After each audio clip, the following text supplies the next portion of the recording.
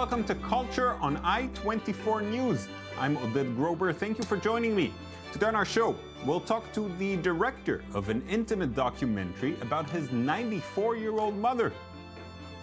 We'll check out what world leaders had to wear attending APEC over the years. And we'll take a look at some controversial depictions of South America on film.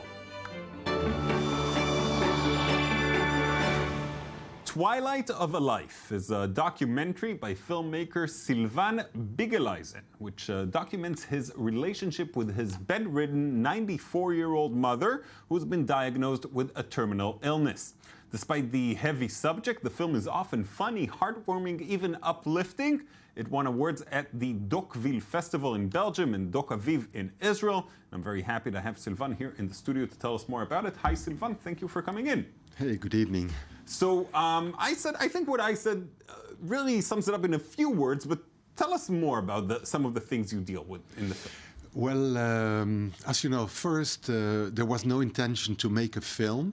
In the beginning, because the situation of my mother, the intention was to say goodbye. Mm-hmm. And then slowly I saw that, in fact, she was remaining with us and her situation was better and better. So that was a time where I started to think about using my guitar and my camera, yeah. And my camera, of course, to accompany her.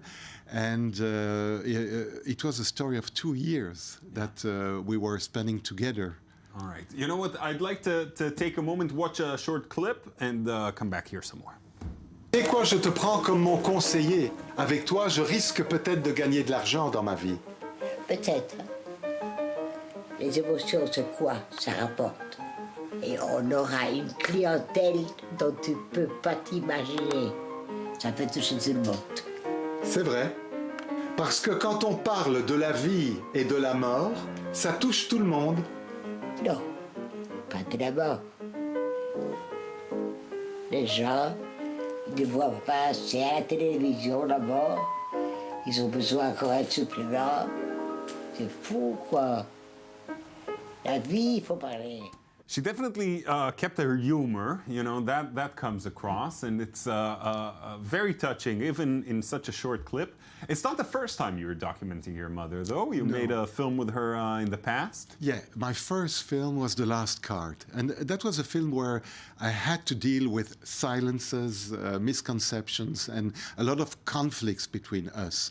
And the result was a very profound film touching, you know, Shoah and the Holocaust. It's about her personal history during World War II, something that she wasn't eager to speak about till all those years. Absolutely, and that was, for us, it was like a way to restore our relationship and to put it on a level where we could accept each other. The second film is completely different. There you have two souls who comes together. No more history, no more religion, no more past, just a way of being together here and now and looking to the future. As my mother says, I'm building something on the future, not on the past. The past doesn't interest, and that's very impressive from a woman aged 94. Yeah, when everything for her is in the past and the future doesn't seem that promising.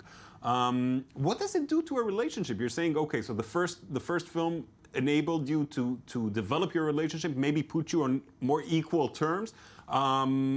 A film like this, though, where she's, you know, in the situation that she's in, where you are kind of the caretaker, is there a sort of switch of roles? Well, I think here we are also equal, because she's still teaching me a lot of things about life. Mm-hmm. Because I'm new, you see, in this situation. Accompanying somebody who is going to leave us is something which is new, not in school. Our Occidental society doesn't teach us how to behave with people who are going, you know, aging people. And here she gives us tremendous lessons about life, about not to fear death, and just to enjoy little moments with a lot of happiness and humor. And I think that's why people who watch the film are so touched, and they come out you know, with shining and smiling and say, wow, this woman is giving me something for my future also. Yeah, but did you know that that's what the film is going to turn out like from the get-go? No, I mean, because no. it's such a melancholic subject, you know? And it turned out so beautiful and funny and uplifting, as you say. But did you know, or were you worried that you're going to make something actually quite depressing? I had a feeling that what I was living is something very, very special and universal. It's not personal. It's not only me and my mother and myself. It's something which belongs to humanity. That's what. And then it enters a way of, okay, how are we going to tell the story in a film? Making as a film, and that's where the editor comes. My editor, Joël Alexis, is a brilliant, one of the brilliant editor, and she go to Sundance, she go in Europe, she teaches, and that was it was a grace to work with her. And she could, because I'm so involved in the story with my mother. Sometimes you need somebody outside who can say, okay, now. That's the way we're going to tell the film, the story of the film. And it should be something light. Yeah. So the intention was not to do a film. Then you have the material, and then you have the art concept of documentary film making, creating a story. And that's where the editor has the potential to touch to create something with me. Yeah, of course. To touch the audience's heart. Interesting. You know, You've done all sorts of different things during your lifetime, in your career. You started directing films per se quite late in life. How did you get to filmmaking?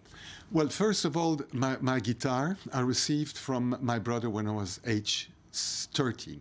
So I'm self-made man in guitar. Okay. But my camera I took when I was 16 from my brother, and I started to film. And so I'm the kind of self-made man, and practicing and working, and I always like to meet people and doing There's always things. some level of social activism to the things that I've seen you do. Is documentary filmmaking just the latest tool for you to bring on social change? Is that what you're looking for? Yes, because the NGO I created was an NGO to take youth at risk and to bring them in a very positive way of thinking in society and being part of society. I made projects with Israeli Palestinians in Europe, in Israel. Always, I believe that art has the potential to bring a change in society, and my way of looking at things is that it should be a positive way of changing things. You know, with everything that's been going on this past week in Europe, in France, in Belgium as well, you're Belgian, any chance that maybe art could bring a change, you think? Well, I have a little story for you. When my film came out in Belgium 2-3 weeks ago, I made a small project with young students from the area from where the terrorists are coming, in Kuregem in Belgium. So I asked them what is their relationship with their grandparents. We made a short film. We screened it in a big theater, film theater, and they were there with their families, watching also my film, which is a film with a former Holocaust survival, speaking sometimes Flemish, Yiddish, and they were sitting, and when we had a debate, they said, we were so moved, so touched by this woman. So you see, you have Muslim world, Christian world, Jewish world, and they all agreed together about something which is so emotional and said, wow, we were moved. And I think this is an antidote. This is something, our way to say to the world, which is so aggressive. So speaking about, like my mother said in the film, you shouldn't speak about death. Death you see enough on TV. You should speak about life. And that's what I feel. It's a film about life. A wonderful message to end on. Sylvain, thanks so much for coming in. Thank you. All right.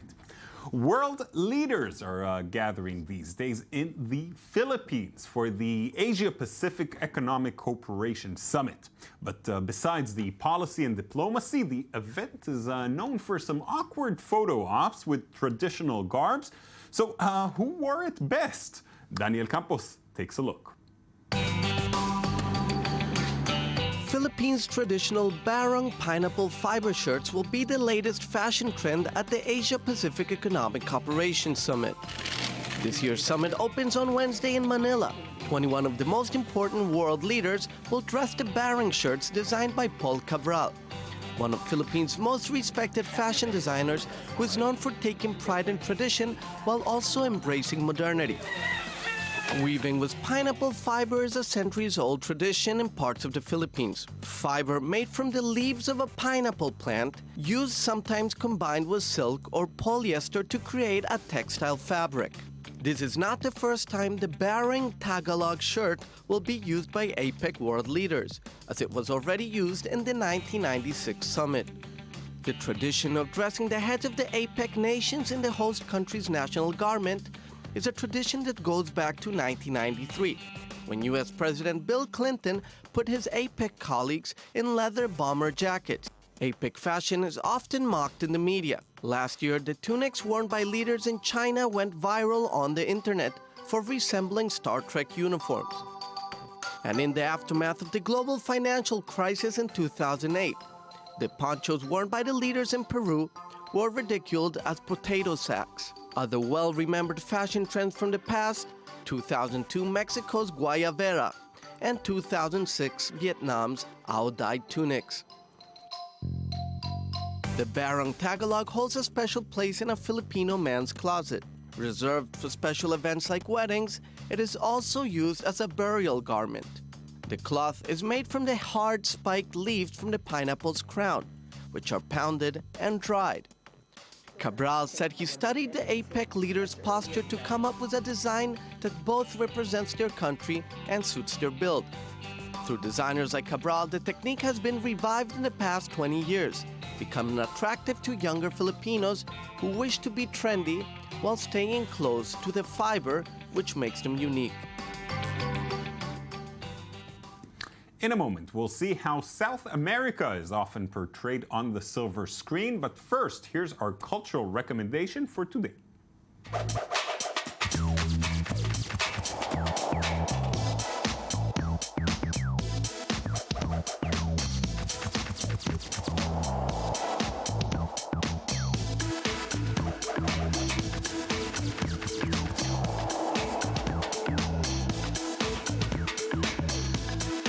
After a collaboration concert between David Bowie and Lou Reed, Japanese photographer Masayoshi Tsukita approached David Bowie and showed him his work portfolio. Bowie would agree to give him the opportunity to shoot in what would become a 40-year relationship between the photographer and the iconic singer. Masayoshi Tsukita now brings his David Bowie photo exhibition world tour to the United States. After several shows in world-renowned galleries, this is the first time Tsukita has ever exhibited his work in the U.S. Roughly 30 photos are on display at New York's Morrison Hotel Gallery, which chronicles the duo's 40-year relationship of trust and artistic creation. I want to go there. But now I'm going to talk to Daniel Campos. Hi, Daniel. And you're going to take us to South America. Indeed, we're going to the Green Inferno. I was hoping something a little more joyous. Eli Roth's latest film, very controversial. Let's have a look why.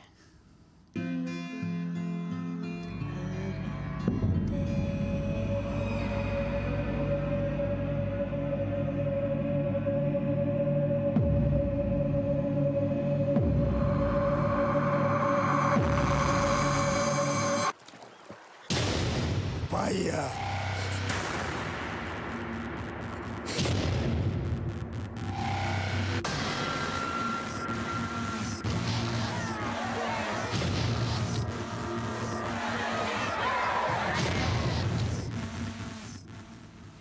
Okay, I changed my mind. The movie is actually the topic. It's so controversial. A bunch of tree huggers or activists who want to protect nature end up in the hands of cannibals in South America. Very gory now we film. know on whose side Eli Roth is. The movie is inspired by Cannibal Holocaust, a famous Italian film from 1980, which even the director was actually put in jail because they thought some of the actors were killed in the movie. And yeah, it's also sort of influenced by Apocalypto. Very controversial. Anthropologists don't like the movie. They say it enforces stereotypes. It's neocolonialism. Eli Roth says it's just entertainment. All right. The main issue, I think, in Eli Roth, no spoilers or anything, but is that someone's going to get eaten. Right? That's true. All That's right. true. All right. Of course, it's not the case. You're not South American, though, am I right? Yeah, but You're look, Central? Central America, cannibalism was never a big thing in Native American cultures of South America. Yeah, all right. Thank you, Dan. Thank you. That's it from us for today. Thank you all for watching, and please join us again tomorrow.